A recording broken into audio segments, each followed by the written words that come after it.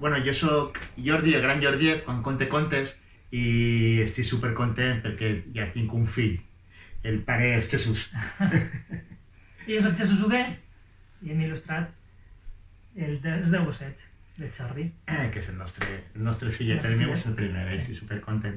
I jo sí que volia parlar-vos un poc de lo que és la història, d'on ve. I és que és una cançó popular que encantava la meva iaia quan jo era menut.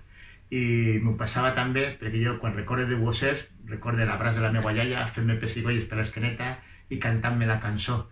I jo m'ho passava superbé. Sobretot volia que aplicar el final, que són agafa ritme i ha de ser un poquet escatològic i superdivertida.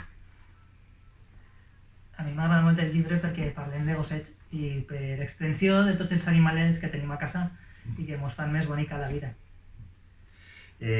A més, a mi també me pilla de molt a prop per el que és l'adopció d'animals. Col·laboro també en una ONG de gossos abandonats i és una cosa que sempre porte present. Puc dir que este conte, este llibre, és un record de la meva iaia i el meu gos Mut, que agafi del carrer abandonat i passa amb mi 13 anys de la seva vida. Jo tinc 2 gatets, no tinc gossets, però ara no tinc gossets, he tingut, però ara tinc 2 gatets. Tinc un gatet molt primet, que sempre està demanant menjar i li diuen Congo, i un gatet molt grosset, que no té dents, i li diuen Víctor. I el llibre, a més de la història que té una cançoneta, que bueno, ja la farem a plegar d'alguna manera. Només canta el principi que diu jo tenia 10 gossets i un se me caigué en un pou i no en queden més que 9.